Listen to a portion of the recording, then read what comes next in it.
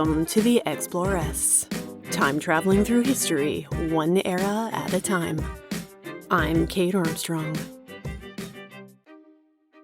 Happy Women's History Month, listeners! I've been keeping busy crafting all new episodes, which will start making their debut in April. But I couldn't let this month go by without sharing something on the main feed. This bonus episode was first published on Patreon as a companion to our episode on Boudica and Zenobia, two rulers who went up against ancient Rome. In this bonus, we'll meet 3 other women warriors who dared to do the same. If you like it, you'll find many more bonus episodes over on my Patreon. Don't worry, current patrons. I'm about to publish an all-new bonus just for you. And starting next month, I'll be dropping not 1, but 2 bonus episodes a month for patrons, so there's never been a better time to hop aboard. Now, grab your weapon of choice and your favorite armor. Let's go traveling. But first, a shout out to some of my patrons. My newest pirate queen, Elena. My newest lady president, Hannah. My newest boss lady, Madison. My warrior queens, Alexis, Amanda, Ika, Jessica, June, Neve, and Sloan, Samantha, and Sarah. My imperial empresses, Bridget, Alyssa, Faye and Whimsy Soapworks, Katie, Samara, and Teresa. And my lady pharaohs, Cheryl, Kot, Kate, Kimberly, Laura, Lori, Sophie, and the fabulous Courtneys. This episode and the show would not be possible without the generous support of all my patrons. For just a few dollars a month, they get each episode early and completely ad-free. Exclusive bonus episodes, prizes, discounts on merch, full interviews with guests, and more. To find out all about it, just go to my website, theexploresspodcast.com.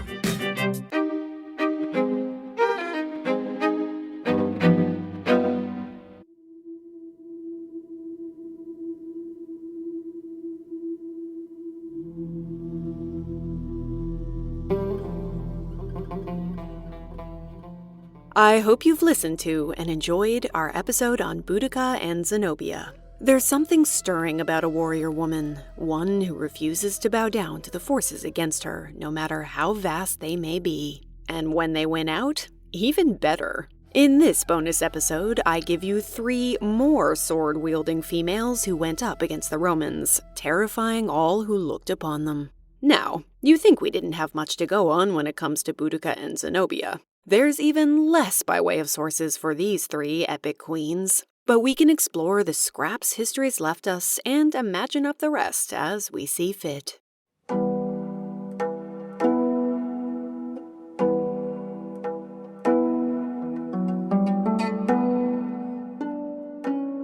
We begin in Illyria, which is roughly in modern-day Albania, in the 3rd century BCE. You remember Illyria from our episodes on Olympias, right? The Illyrians were the ones who caused King Philip II of Macedonia a lot of trouble in the form of skirmishes along his border. And I know you could never forget about Sinane, Alexander the Great's Amazon-inspired half-sister. She of the horse-riding, bow-wielding, and terrifying prowess in war? Yes, we're talking about that Illyria. When trying to picture this queen's way of life, it pays to think about Olympias' clannish upbringing. The Illyrians are proud and feudal, wielding weapons and tools of both copper and iron. Councils of elders choose the chieftains who head each of the Illyrian tribes, who are often at odds with each other. Just like in Britannia, they don't see themselves as some united Illyrian nation. The name Illyria is one used by the Greeks and Romans to describe all these peoples, but not one they use for themselves. This is a land full of fearsome warriors, but none more so than those who come from the Ardii tribe. That's where we'll find our Lady Teuta. Based on Illyria's central coast, this kingdom goes through a rapid period of growth in Teuta's lifetime under a king named Agron. He focuses his energies on building up their navy, which is legend, using it to extend their power further. He unites several tribes under his banner and even conquers some Greek peoples too. Then, according to legend, he drank so much in celebration that he got real sick and died. Whoops. But behind every great king is a great queen, just waiting for him to die of pleurisy. We don't know if Teuta is her actual name. It literally means mistress of the people, so it could be a title. And it's clear from the get-go, she's more than ready to rule. She does it as regent for her stepson, and she thinks it's a great idea that her late husband wanted to expand their holdings. If it ain't broke, don't fix it, you know? And so her armies attack the regions of Elis and Messenia.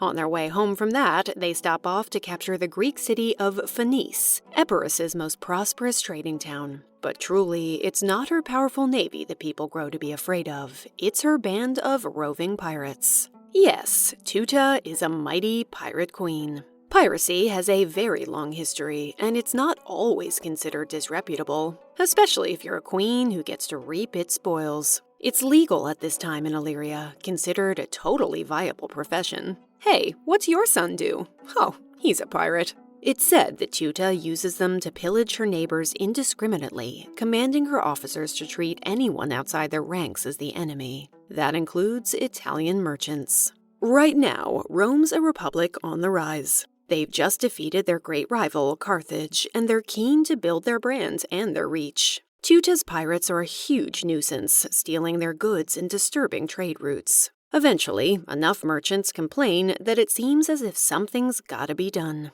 Around 230 BCE, the Republic sends 2 ambassadors over to Teuta in the city of Scodra. Hey, they say. Listen, I don't know if you know this, but we're kind of a big deal. So can you please just get these pirates under control and pay us back for all the booty they took? Thanks. But Teuta refuses. I mean, piracy's legal where she comes from, and sometimes a pirate's just got a pirate. She's so insulted that Rome thinks they have any right to ask her for favors that she holds one of the ambassadors hostage and kills the other one. Apparently, that old adage, don't kill the messenger, has not yet made its way to Illyria. This seems like a pretty terrible idea, but, as ancient writer Polybius helpfully points out, she is a woman, and thus has a woman's natural shortness of view. Bite me, Polybius. When Rome hears, they know the time for talk is over. Now it's time to go to war.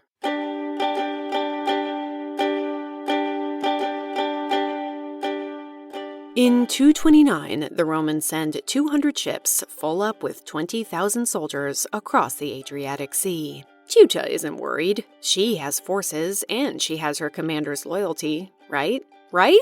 When the Romans get to the island city of Corcyra, a local governor and her lieutenant betray her, joining up with Team Rome. Rude! Cassius Dio tells us that Teuta actually sends that lieutenant over herself to Corcyra, telling him to give it to the Romans in exchange for a truce. But shortly after, Teuta attacks both Epidamnus and Apollonia. She isn't afraid to poke the Roman bear. That's what I'm trying to say.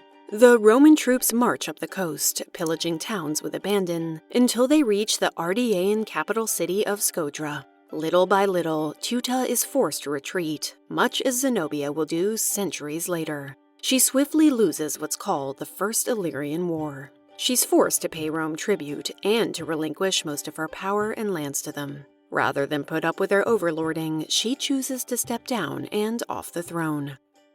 We think she lives for decades more, though the end of her life is murky. Another story has it that she throws herself over a cliff rather than surrender. That cliff is in Rhesan, the only town along the coast without a seafaring tradition. Rumor has it that's because of the curse the Illyrian pirate queen laid on the place before jumping, her rage reaching out from her watery grave.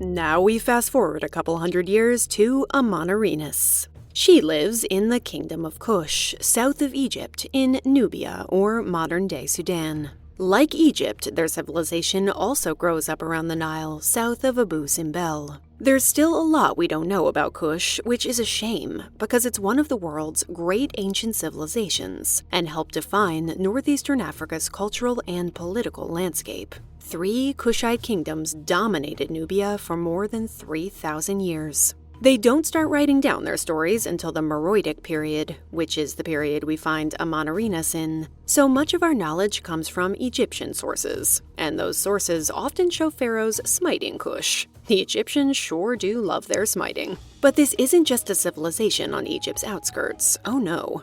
It actually conquered Egypt during its 25th dynasty, kicking off 100 years of black Kushite pharaohs that created a stable government, expelled invaders, and sparked a major religious revival.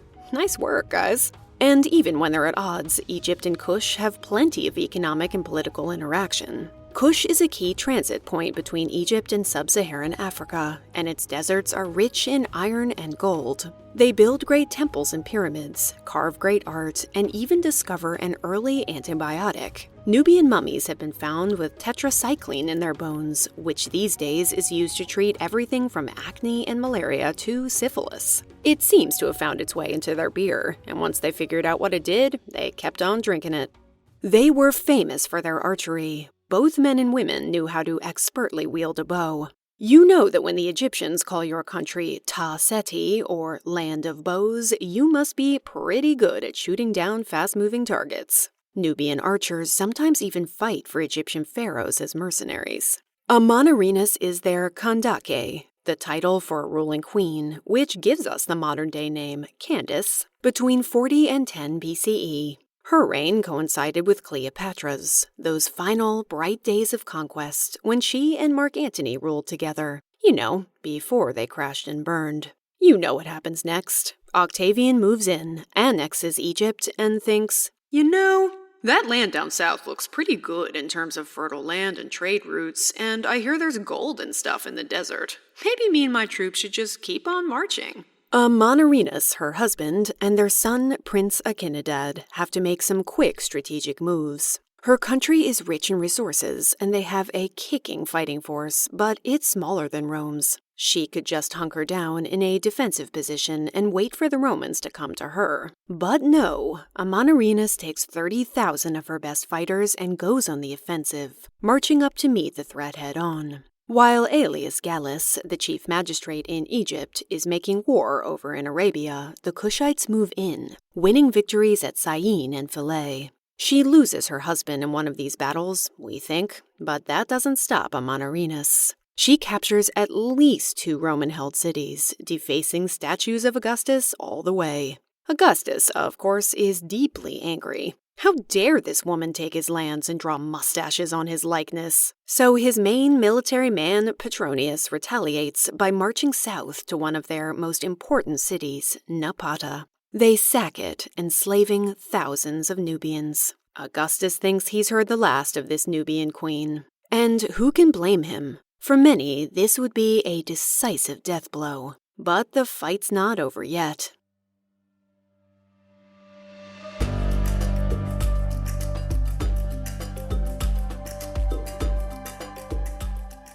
Amanirenas gathers her forces and goes nuts on the Romans in a series of intensive attacks. There's a piece of art that shows her squaring up against her enemies with a sword in one hand and her pet lion at the other. It also shows her feeding her enemies to that lion, so damn. Some reports say she even brings war elephants to the party. No matter her tactics, they're clearly effective. The fighting goes on for 3 long years. At one point, it's said, Amanirenas is blinded in one eye. She lets it heal, hopefully puts on an eye patch to terrify all comers, and heads back out into the fight. Eventually, she wears Rome down. They get so tired of the whole business that they sign a peace treaty with the Nubians called the Treaty of Samos. And that treaty actually favors Amanirenas. The Romans say they'll leave their lands and even cancel all their taxes. The Nubian kingdom will survive for another 300 years, all thanks to her. In the early 1900s, archaeologists will finally start exploring what remains of the kingdom of Kush. It's there that they will find a perfectly preserved head from one of Augustus's statues, strategically positioned under a carving of a Kushite ruler so it looks like he is stepping on it. We don't know which ruler it depicts, but let's assume it's Amanirenas, making Rome bow down, even in death.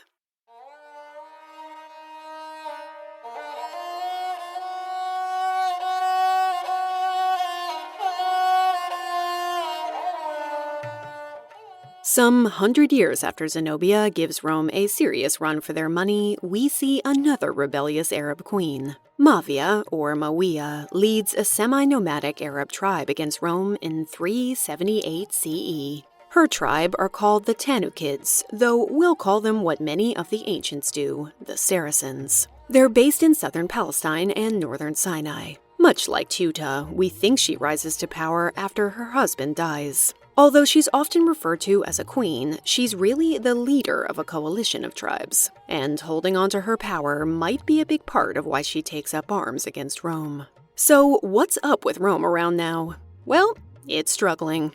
The current emperor, Valens, is having a devil of a time with the Goths. They first appeared in Roman territories in 238 CE and have been raiding ever since, causing some serious headaches. The Goth king Niva actually killed one of Rome's emperors, so they aren't an idle threat. Valens fights a Goth king named Athanaric between 367 and 69, then embraces his rival, Fritigern, when he comes to Rome for protection from the Huns. But provincial governors treat them badly, and these Goths revolt, kicking off the First Gothic War. Needing some extra soldiers for the effort, Valens asks leaders like Mavia to help him. But asking for auxiliary troops is a tricky diplomatic affair. Her husband once struck a deal with the Romans. They'd provide some warriors to fight in their army now and then, in exchange for Rome's support in other matters. But Mavia didn't sign on for that. No thank you. We don't know why she decides to turn on the Romans in this moment. Maybe, as a new queen, she expects the Romans to come and redraw the terms of their arrangement with her. Not just assume that, because she's a woman, she'll just blindly do whatever they say. Maybe, like Zenobia, she sees a weakness and goes for the jugular. Either way, the Romans are going to rue the day they didn't take her seriously.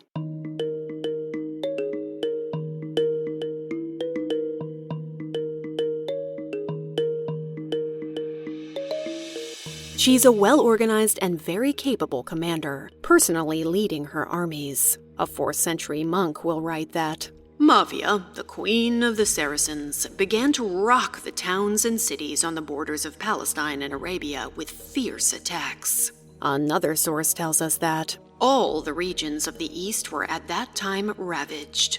They go into Phoenicia and Palestine, and even all the way down to Egypt. Led by Mavia, a princess, who regarded not the sex which nature had given her and displayed the spirit and courage of a man. Okay. Our monk source also says that she wore down the Roman army in frequent attacks, killed many, and put the rest to flight. It becomes pretty clear, pretty quickly, that the Romans can't beat Mavia, so they scramble to strike some kind of deal. Mavia is powerful enough to be able to dictate the terms of negotiations, and apparently she only really has one request. She wants Moses, a monk, to become bishop of her people. Some think this means her people are Christian, but the ancient sources disagree. It's just as likely that Mavia wants him for his other skills. For instance, he helps her negotiate new terms because Mavia knows that making peace with the Romans does matter. It's said she sends some soldiers to help Valens in battle after that, and that she even gives her daughter in marriage to the Roman commander-in-chief, a guy named Victor. So imagine her surprise when, around 382 CE, Rome negotiates a peace with the Goths that's so favorable Mavia's tribe revolts against them. We don't know if she's still ruling at this point. We don't really know anything about the rest of her life. But even if she isn't, I imagine she'd approve.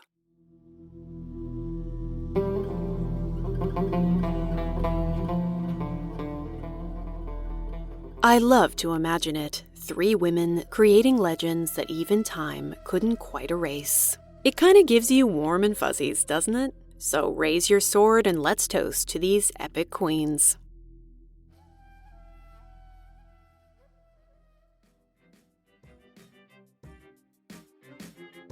Thanks for listening. If you like the Exploress, tell a friend about it, leave a review wherever you listen, become a patron of the show, or just shoot me a message telling me what you love about it. Hearing from you always delights me. You can find show notes, including a transcript of this episode, at my website, theexploresspodcast.com. You can also find me on Instagram at The Exploress Podcast.